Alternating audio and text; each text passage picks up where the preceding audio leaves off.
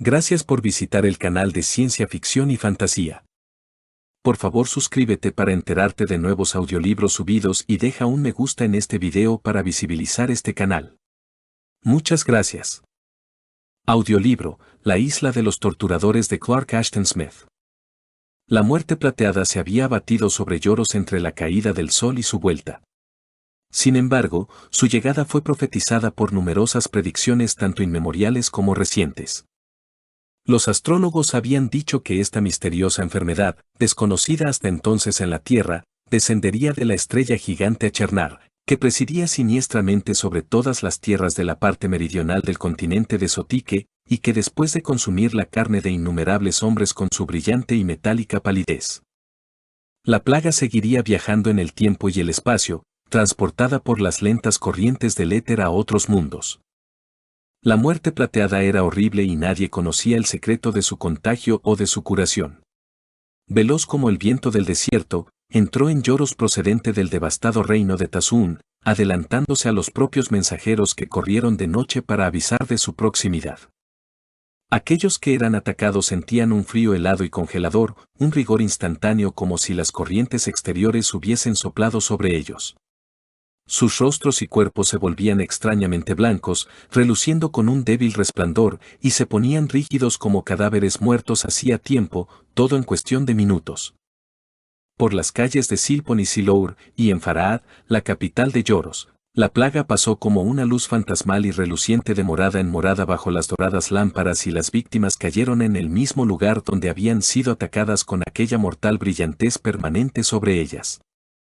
Los vocingleros y tumultuosos carnavales públicos fueron silenciados por su paso y los juerguistas quedaron congelados en extravagantes actitudes. En las orgullosas mansiones, los comensales, enrojecidos por el vino, palidecieron a la mitad de sus deslumbrantes festines y se recostaron en sus opulentas sillas, sosteniendo todavía las copas medio vacías con dedos rígidos. Los mercaderes quedaron en sus oficinas, tendidos sobre los montones de monedas que habían empezado a contar, y los ladrones que entraron después no pudieron marcharse con su botín. Los enterradores murieron en las sepulturas a medio excavar que estaban cavando para otros, pero nadie fue a disputarles su posesión. No hubo tiempo para escapar de la extraña e inevitable calamidad. Se abatió sobre Lloros con terrible velocidad bajo las claras estrellas y pocos pudieron despertar de su sueño cuando llegó la aurora. Fulbra, el joven rey de Lloros, que acababa de ascender al trono recientemente, era virtualmente un rey sin un pueblo que gobernar. Fulbra había pasado la noche de la plaga en una alta torre de su palacio sobre Faraad, una torre observatorio, equipada con instrumentos astronómicos. Sentía una gran pesadez en su corazón y sus ideas estaban debilitadas por una desesperación semejante al opio, pero el sueño no acudió a sus párpados. Conocía las numerosas predicciones que habían profetizado la muerte plateada y además pudo leer su inminente llegada en las estrellas, con la ayuda del viejo astrólogo y hechicero Vendées. Él y el astrólogo no se atrevieron a divulgar este último hecho, pues sabían perfectamente que el destino de Lloros era algo decretado desde el principio de los tiempos por el infinito destino y que nadie podía escapar a este, a menos que estuviese escrito que debía morir de forma distinta. Ahora bien, Vendées había confeccionado el horóscopo de Fulbra, y aunque encontró allí ciertas ambigüedades que su ciencia no pudo resolver, estaba, sin embargo, claramente escrito que el rey no moriría en Lloros. Donde moriría y de qué forma era por igual dudoso. Pero Vendées, que sirvió a Altad, el padre de Fulbra, y era no menos devoto del nuevo rey, había forjado por medio de sus artes mágicas un anillo encantado que protegería a Fulbra de la muerte plateada en todo tiempo y lugar. El anillo estaba hecho de un extraño metal rojo, más oscuro que el oro rojizo o el cobre, y tenía engarzada una gema negra y oblonga, no conocida por los lapidarios terrestres, que despedía eternamente un fuerte y aromático perfume. El hechicero le pidió a Fulbra que nunca se quitase el anillo del dedo corazón donde lo llevaba, ni siquiera en países muy alejados de Lloros, mucho tiempo después de la partida de la muerte plateada, porque una vez que la plaga hubiese soplado sobre Fulbra, llevaría en su carne el fatal contagio para siempre y éste asumiría su virulencia acostumbrada si se quitaba el anillo. Pero Vendées no habló del origen del metal rojo ni de la oscura gema, ni del precio que había tenido que pagar por la magia protectora. Con el corazón triste, Fulbra aceptó el anillo, llevándolo siempre consigo, y así fue como la muerte plateada había soplado sobre él en medio de la noche sin causarle daño alguno. Pero esperando ansiosamente en la alta torre y vigilando las doradas luces de Farhad antes que las blancas e implacables estrellas, sintió una frialdad ligera y pasajera que no tenía nada que ver con el aire del verano. Mientras pasaba, los alegres ruidos de la ciudad se detuvieron y los gemidos de las flautas titubearon extrañamente y expiraron. El silencio cayó sobre el carnaval y algunas de las luces se apagaron y no volvieron a ser encendidas. En su palacio también había silencio y ya no oyó más las risas de sus cortesanos y mayordomos. Y Vendées no volvió, según su costumbre, a reunirse en la torre con Fulbra a medianoche. Así Fulbra supo que era un rey sin reino, y la pena que todavía sentía por el noble Altad fue aumentada por una gran compasión por su pueblo, que había perecido. Hora tras hora, estuvo inmóvil y sentado, demasiado angustiado para poder llorar. Las estrellas cambiaron sobre su cabeza y Achernar resplandeció perpetuamente como el brillante y cruel ojo de un demonio burlón. El pesado bálsamo del anillo de la piedra negra se elevó hasta su olfato y casi parecía ahogarle. A Fulbra se le ocurrió de repente la idea de tirar el anillo y morir como su pueblo. Pero su desesperación era demasiado pesada incluso para hacer esto, y así, al fin, la aurora llegó lentamente a los cielos, tan pálida como la muerte plateada, y le encontró todavía en la torre. Al amanecer, el rey Fulbra se levantó y descendió las enroscadas escaleras de pórfido que llevaban al palacio. A mitad de las escaleras vio caído el cadáver del viejo hechicero Vendées, que había muerto mientras subía para reunirse con su amo. La arrugada cara de Vendées era como el metal pulido y estaba más blanca que su barba y cabellos, y sus ojos abiertos, que habían sido oscuros como zafiros, estaban helados por la plaga. Entonces, grandemente apenado por la muerte de Vendées, a quien había amado como a un segundo padre, el rey continuó lentamente su camino. En los corredores y salones encontró los cuerpos de sus servidores, cortesanos y soldados. No quedaba nadie con vida, excepto 3 esclavos que guardaban los verdes portones de bronce de las cámaras subterráneas, bajo el palacio. Entonces Fulbra recordó el consejo de Vendées, que le había dicho que debía huir urgentemente de Lloros y buscar refugio en la meridional isla de Sintrom, que pagaba tributo a los reyes de Lloros. Aunque no sentía ánimos de hacer esto, ni de tomar ningún otro curso de acción, Fulbra ordenó a los 3 esclavos que quedaban que reuniesen los alimentos y todas las demás cosas que fuesen necesarias para un viaje de cierta duración y que las llevasen a bordo de una embarcación real construida en ébano que estaba amarrada en el río Bourne, cerca de los pórticos del palacio. Después, embarcando junto a los esclavos, tomó el timón de la barca y les dio instrucciones para que desplegasen la amplia vela color ámbar.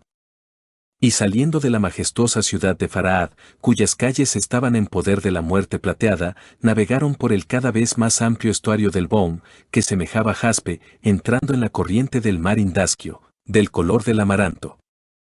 Un viento favorable venía por detrás, soplando desde el norte sobre los desolados reinos de Tazún y Lloros, de la misma forma que la muerte plateada había soplado durante la noche. Y a su lado, sobre el Bourne, flotaban ociosamente muchos navíos, cuyas tripulaciones y capitanes habían muerto a causa de la plaga y derivaban hacia el mar.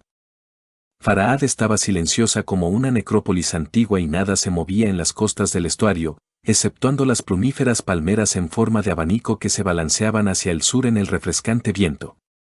Y pronto, la verde franja de Lloros retrocedió, adueñándose de ella el tono azulado y fantástico de la distancia. Orlado de una vinosa espuma y lleno de extrañas voces murmurantes y vagas historias de cosas exóticas, el apacible mar rodeaba ahora a los viajeros, bajo el alto sol del verano. Pero las encantadas voces del mar y su largo, lánguido e ilimitado balanceo no pudieron suavizar la pena de Fulbra, y la desesperación, negra como la gema engarzada en el anillo rojo de Vendées, se abatió sobre su corazón. Sin embargo, sujetó el gran timón de la embarcación de ébano y puso un rumbo tan directo como le fue posible hacia Sintrom, guiándose por el sol. La vela color ámbar se tensó en el viento favorable y la barca avanzó durante todo ese día, hendiendo las aguas de amaranto con su oscura proa que se elevaba con la forma esculpida de una diosa de ébano. Cuando llegó la noche trayendo consigo las familiares estrellas australes, Fulbra fue capaz de corregir los errores que había hecho al calcular su rumbo.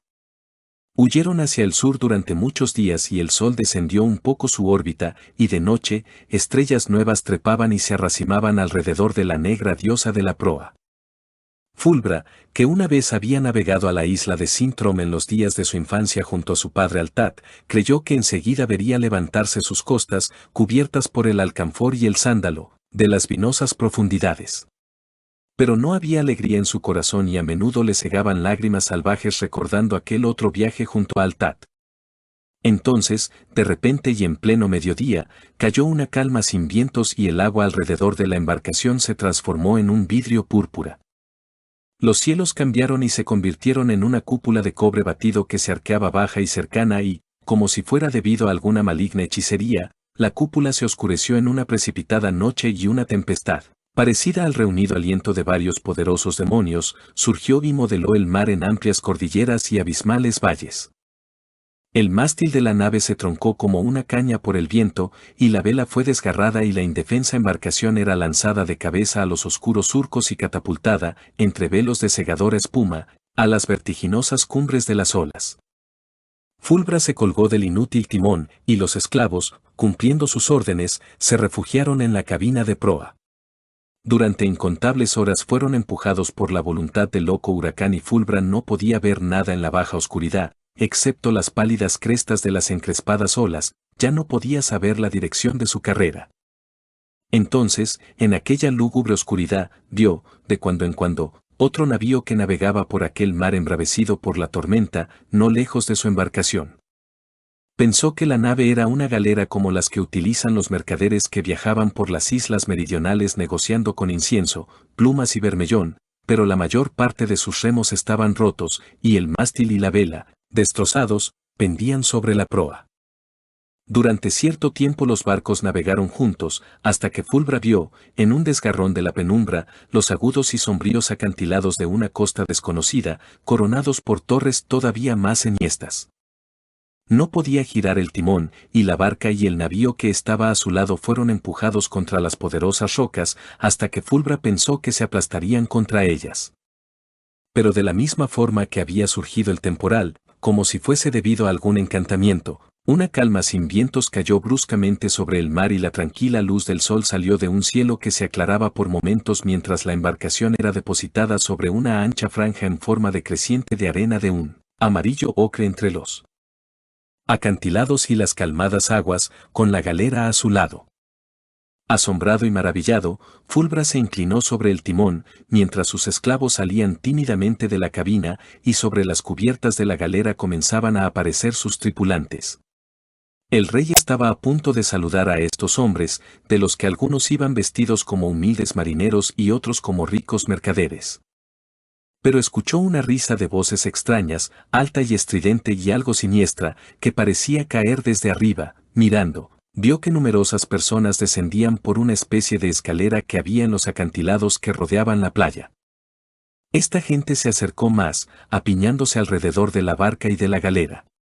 Llevaban fantásticos turbantes de un rojo de sangre e iban cubiertos por ajustadas vestiduras, negras como los buitres. Sus rostros y manos eran amarillos como el azafrán, sus ojos, pequeños y entornados, estaban colocados oblicuamente bajo párpados sin pestañas, y sus delgados labios, que sonreían eternamente, se curvaban como las hojas de las cimitarras.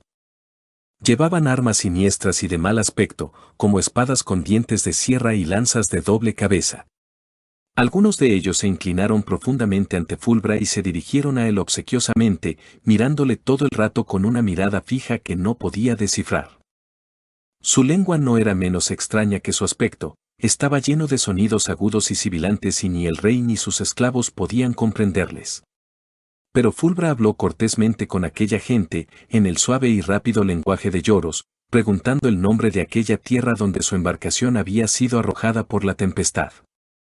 Varios entre ellos parecieron comprenderle, puesto que una luz apareció en sus oblicuos ojos ante la pregunta y uno de ellos le contestó torpemente en el lenguaje de lloros, diciendo que la tierra era la isla de Uccastrog. Después, con cierta maldad encubierta en su sonrisa, este personaje añadió que todos los marineros y viajeros náufragos recibirían una buena acogida por parte de Ildrak, el rey de la isla. Ante esto, el corazón de Fulbra se encogió, porque, en años pasados, había oído numerosos relatos sobre Uccastrog y las historias no eran las que darían confianza a un viajero extraviado. Uccastrog, que se encontraba muy al este de la isla de Sintrom, era conocida corrientemente como la isla de los torturadores, y se decía que todos los que habían llegado allí inadvertidamente eran apresados por los habitantes y sometidos después a infinitas y extrañas torturas, cuya vista constituía el principal deleite de aquellos seres crueles. Se rumoreaba que nadie había escapado nunca de Uccastrog, pero muchos permanecieron durante años en sus mazmorras e infernales cámaras de tortura, conservados con vida para proporcionar placer al rey Ildrak y a sus seguidores. También se creía que los torturadores eran grandes magos que podían levantar tormentas enormes con sus conjuros y podían hacer que los navíos fueran apartados de las rutas marítimas y arrojados sobre el litoral de Uccastrog. Viendo que aquella gente amarilla rodeaba completamente la barca y que no había escape posible, Fulbra les pidió que le llevaran rápidamente ante el rey Ildrak.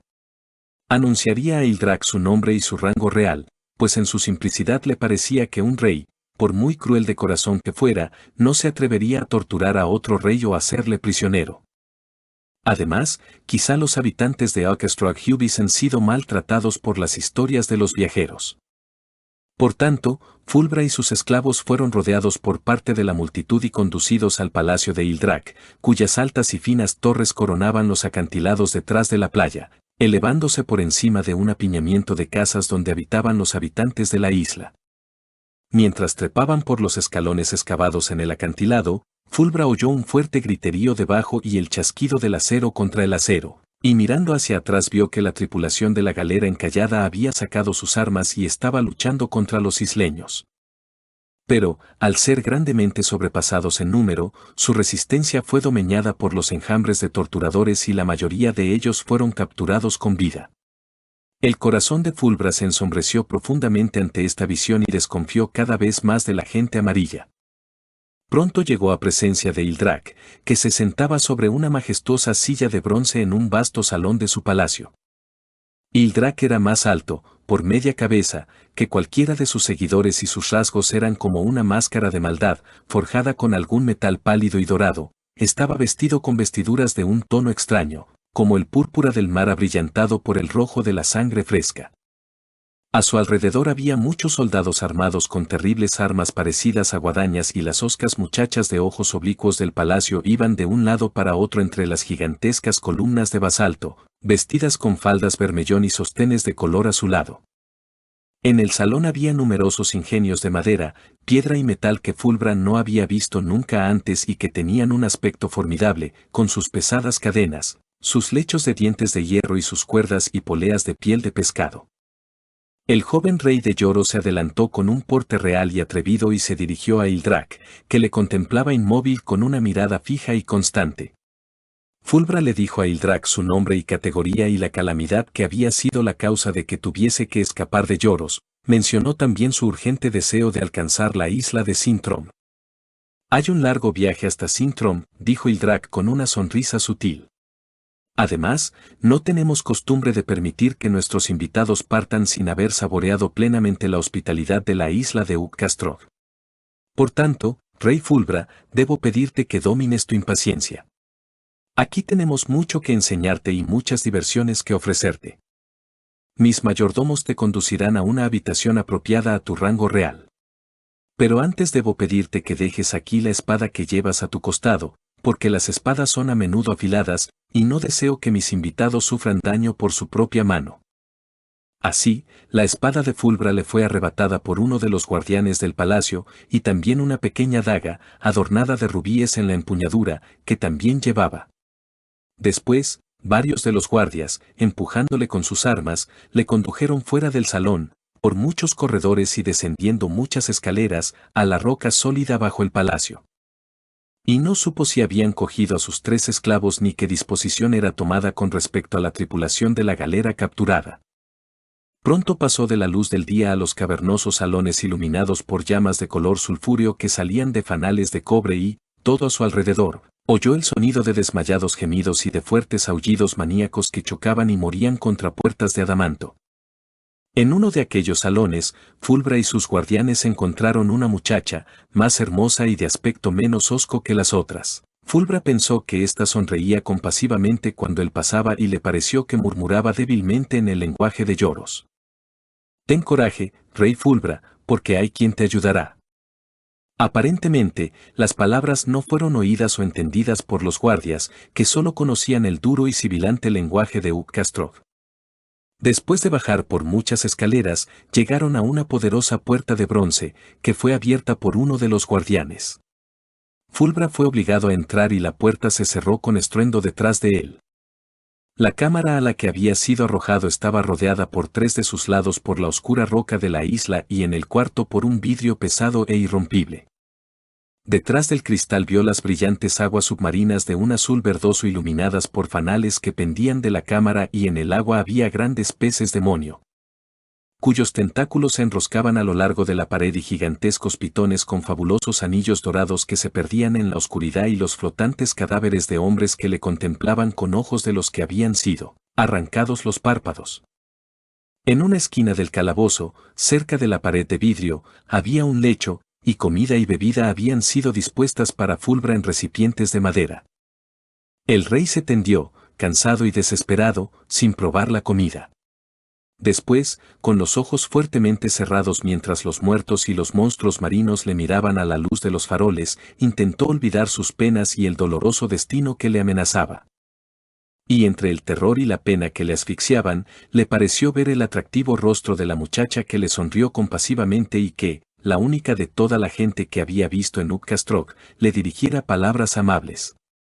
El rostro volvía una vez y otra, con un suave acoso, una gentil hechicería. Por primera vez en mucho tiempo, Fulbra sintió el vago agitarse de su enterrada juventud y un confuso y oscuro deseo de vivir.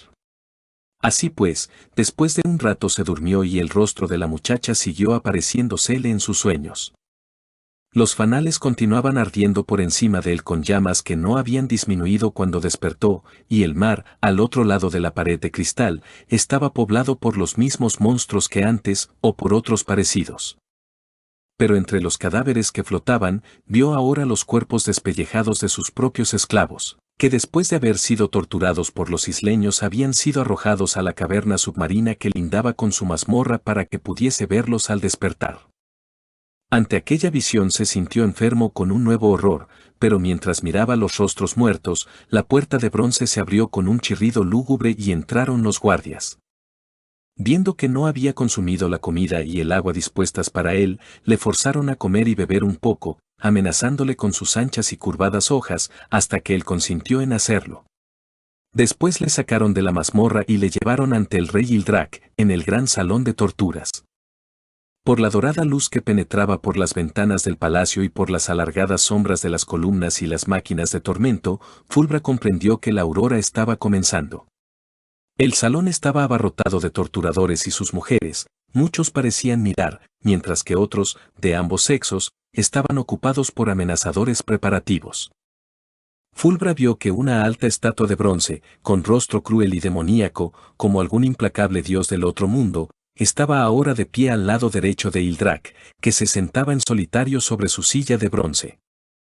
Fulbra fue lanzado hacia adelante por sus guardias e Ildrak le saludó brevemente, con una sonrisa irónica que precedió a las palabras y permaneció después. Cuando Ildrak hubo hablado, la imagen de bronce también comenzó a hablar, dirigiéndose a Fulbra con el lenguaje de lloros en tonos estridentes y metálicos, diciéndole, con todo detalle y minuciosidad, las diversas torturas infernales a que iba a ser sometido durante aquel día. Cuando la estatua hubo terminado de hablar, Fulbra oyó un suave susurro en su oído y vio a su lado a la bella muchacha a quien se había encontrado previamente en los corredores más profundos. La muchacha, aparentemente no oída por los torturadores, le dijo: «Ten coraje y soporta bravamente todo lo que te hagan, porque yo te libertaré antes de mañana, si eso es posible». Fulbra fue reconfortado por la afirmación de la muchacha y le pareció que era más bella que antes. Pensó que sus ojos le miraban con ternura y los deseos gemelos de amor y vida fueron extrañamente resucitados en su corazón para fortificarle contra las torturas de Ildrak. No estaría bien mencionar detalladamente lo que le hicieron al rey Fulbra para dar un malvado placer al rey Ildrak y su pueblo. Pues los habitantes de Uccastrog habían designado tormentos innumerables, curiosos y sutiles para exacerbar y atormentar los 5 sentidos, pudiendo atormentar hasta el propio cerebro, empujándolo a extremos más terribles que la locura y apoderarse de los tesoros más preciosos de la memoria, dejando en su lugar una locura indescriptible. Sin embargo, aquel día no torturaron a Fulbra todo lo que podían hacerlo. Pero desgarraron sus oídos con sonidos cacofónicos, con siniestras flautas que helaban la sangre y la hacían cuajarse dentro de su corazón, con profundos tambores que parecían resonar dolorosamente en todos sus tejidos y con finos tambores que rompían sus huesos. Después le obligaron a respirar los humeantes vapores de unos braseros donde ardían juntamente la bilis seca de los dragones, la grasa de caníbales muertos y una madera fétida. Después, cuando el fuego se hubo consumido, lo avivaron con aceite de murciélagos vampiros y Fulbra se desmayó, incapaz de soportar el hedor durante más tiempo. Más tarde le despojaron de sus regias vestiduras y ciñeron a su cuerpo un cinturón de seda que había sido sumergido hacía poco en un ácido corrosivo únicamente para la piel humana, y el ácido le corría lentamente, agujereando su piel con infinitos y feroces pinchazos. Después de retirar el cinturón para que no le causase la muerte, los torturadores trajeron a varias criaturas que tenían forma de serpientes, pero que estaban recubiertas de la cabeza a la cola con espinas negras, parecidas a las de los 100 pies. Estas criaturas se enroscaron fuertemente alrededor de los brazos y piernas de Fulbra y, aunque impulsado por el asco, luchó salvajemente contra ellas, no pudo soltárselas con las manos, y los cabellos que cubrían sus tensos anillos comenzaron a perforar sus extremidades como 1.000.000 de diminutas agujas hasta que chilló a causa del dolor. Cuando le faltó el aliento y no podía gritar más, las peludas serpientes fueron persuadidas para que abandonaran su presa por una lánguida melodía de flauta cuyo secreto conocían los isleños. Se soltaron de él y se alejaron, pero la señal de sus anillos estaba estampada en rojo sobre sus extremidades, y alrededor de su cuerpo se veía la marca en carne viva del cinturón de ácido. El rey Ildrak y su pueblo le contemplaban con terrible glotonería, porque con estas cosas se divertían e intentaban apaciguar un implacable y oscuro deseo. Pero al ver que Fulbra no podía soportar más, y deseando hacer su voluntad con él durante muchos días en el futuro, le devolvieron a su calabozo. Enfermo por el horror de lo que recordaba, febril a causa del dolor, no anhelaba la clemencia de la muerte, sino que esperaba la llegada de la muchacha que habría de libertarle, como le prometiera. Las largas horas pasaban con un tedio medio delirante y los fanales, cuyas llamas habían cambiado al carmesí, parecían llenar sus ojos con sangre en movimiento. Los muertos y los monstruos marinos parecían nadar en sangre detrás de la pared de cristal. Entonces, por fin, oyó abrirse la puerta, suavemente y no con el fuerte estruendo que había anunciado la entrada de sus guardias. Volviéndose, vio a la muchacha que se acercaba rápidamente de puntillas a su cama, el dedo levantado en señal de silencio. Con suaves susurros, le dijo que su plan había fallado, pero que seguramente a la noche siguiente sería capaz de drogar a los guardianes y obtener las llaves de las puertas exteriores y Fulbra podría escapar del palacio y llegar a una cueva escondida donde un bote lleno de agua y provisiones estaba listo para su uso. Le suplicó que soportase durante otro día los tormentos de Ildrak, y a esto, por fuerza, tuvo que consentir. Pensó que la muchacha le amaba, porque ella acarició con ternura su enfebrecida frente y frotó sus miembros, torturados por la quemadura, con un aceite suavizante. Pensó que sus ojos eran dulces, con una compasión que era algo más que piedad. Así pues, Fulbra creyó en la muchacha y confió en ella armándose de valor para el horror del día siguiente. Su nombre era Illa y su madre era una mujer de lloros que se había casado con uno de los isleños, escogiendo esta repugnante unión como alternativa a los cuchillos de Ildrak. La muchacha se marchó muy pronto, invocando el gran peligro de ser descubierta, y cerró la puerta con suavidad. Después de un rato, el rey se durmió, y entre las delirantes abominaciones de sus sueños, Illa volvió y le sostuvo contra los terrores de extraños infiernos. Al amanecer llegaron los guardias con sus armas engarfiadas y le condujeron ante Ildrak. Otra vez, la satánica estatua de bronce, con estridente voz, anunció las terribles pruebas a que iba a ser sometido. En esta ocasión vio que otros cautivos, incluyendo la tripulación y mercaderes de la galera, esperaban también las maléficas atenciones de los torturadores en el amplio salón. Una vez más, entre el remolino de los que le miraban, la muchacha se acercó a él, sin que los guardias le dijeran nada, y murmuró palabras de consuelo, de forma que Fulbra cobró ánimos contra las enormidades que la imagen oracular de bronce le había anunciado. E indudablemente, un corazón bravo y esperanzado era necesario para soportar las torturas de aquel día. Entre otras cosas, menos adecuadas de mencionar, los torturadores pusieron ante Fulbra un espejo dotado de una extraña magia donde su propio rostro se reflejaba como visto después de la muerte. Mientras los contemplaba, los rígidos rasgos se marcaron con el veteado verde azulado de la descomposición y la reseca carne se desprendió de los huesos y dejó al descubierto el trabajo visible de los gusanos. Oyendo mientras tanto los dolorosos gemidos y agonizantes gritos de sus compañeros de cautividad por todo el salón, vio otros rostros, muertos, hinchados, sin párpados y despellejados que parecían acercarse por detrás y apiñarse alrededor de su propio rostro en el espejo. Su aspecto era húmedo y goteante, como el cabello de los cadáveres recobrados del mar, y las algas marinas se mezclaban con sus rizos. Entonces, volviéndose al sentir un contacto frío y pegajoso, vio que estos rostros no eran ilusión, sino el verdadero reflejo de unos cadáveres rescatados de las profundidades marinas por arte de magia y que habían entrado en el salón de Ildrak caminando como hombres vivientes y estaban mirando por encima de su hombro. Sus propios esclavos, a quienes los habitantes del mar habían roído hasta los huesos, estaban entre ellos. Se le aproximaron con ojos brillantes que solo veían la nada de la muerte.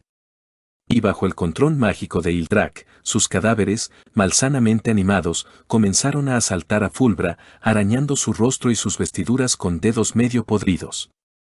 Fulbra, débil a causa del asco, luchó contra sus esclavos muertos que no conocían la voz de su amo y eran tan sordos como las ruedas y las parrillas de tormento utilizadas por Ildrak.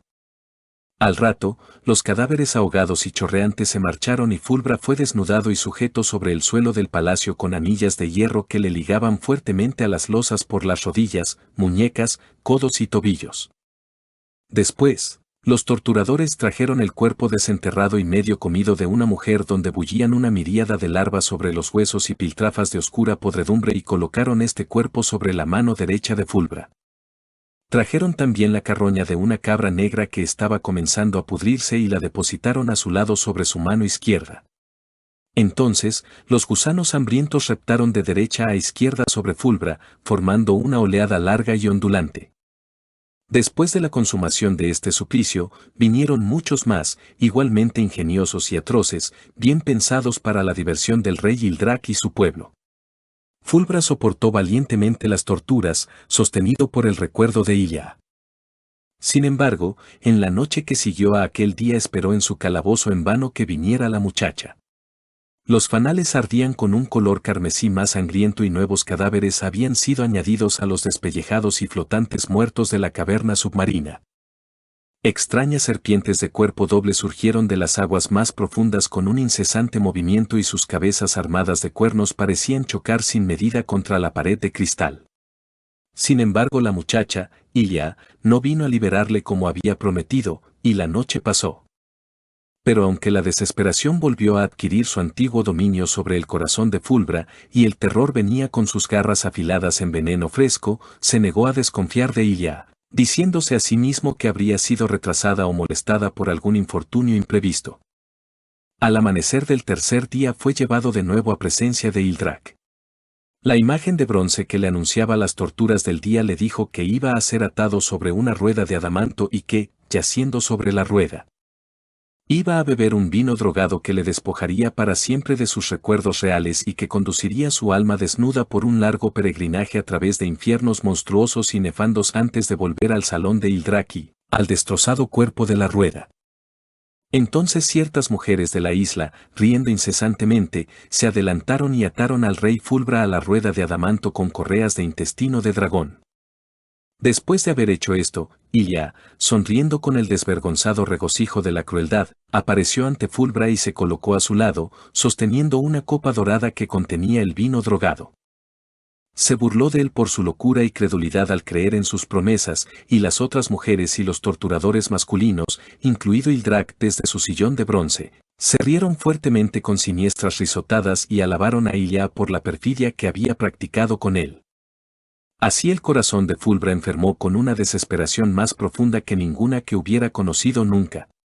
El breve y tierno amor que había nacido entre la pena y la agonía pereció, dejando solo cenizas mojadas en hiel. Sin embargo, mirando a Ilia con ojos tristes no profirió ni una palabra de reproche. No tenía deseos de vivir y, anhelando una muerte rápida, se acordó de Vendees y de lo que éste le había dicho que sucedería si se quitaba del dedo el anillo mágico.